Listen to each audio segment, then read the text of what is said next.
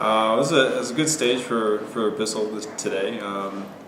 Started off with a crosswind after about 8 miles and then climbing up to about like the 21, 22 mile point. And big crosswinds from about 8 miles in to probably 12 miles in. And that was really the first selection.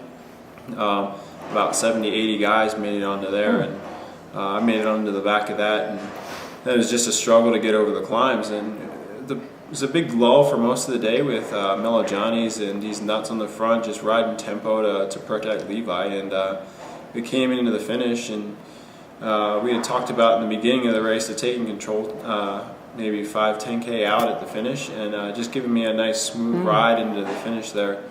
And we took over with maybe 4 miles to go. There's a right-hand turn in Bayard down there, and we made the right-hand turn. We had all 8 riders still left in the lead group there, so we started riding tempo, and maybe a little bit harder than tempo, and the winds were just 25, 30 miles an hour coming from the left, so there was just some carnage behind us. Everybody just trying to hang on for dear life. People riding up on curbs and running off the road, and supposedly there was a ton of flat tires, but the BISSELL boys protected me until the last kilometer, and I got boxed in just a little bit right when Amran and Levi attacked, and I had to hesitate quite a bit. And just before the right-hand turn at about 700 meters, a little cattle guard, and I attacked going right before the cattle guard to try to catch everybody napping, and got about halfway across to Levi and Luis, and didn't quite have the gas to get across, but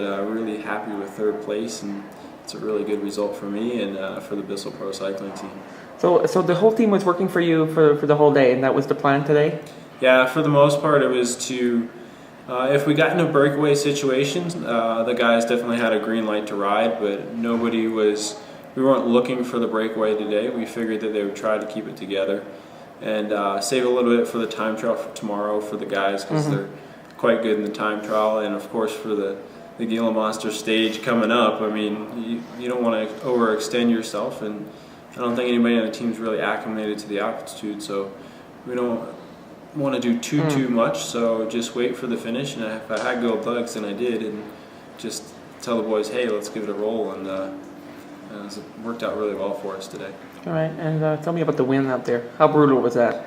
I like it because I'm criterium racer, switching over to stage race and road race, but I like the fight. I like to fight in the gutter and find places to hide, little pockets to hide in, and I'm basically riding the wind with a bunch of climbers, and there's nothing better for me than that. So I eat this stuff up. I know some of the other team guys are struggling a little bit, but as a preparation race for Tour of California coming up, it can't be better having really tough conditions with wind like this. All it's going to do is make us stronger and bring us together as a team, and I think it's doing that.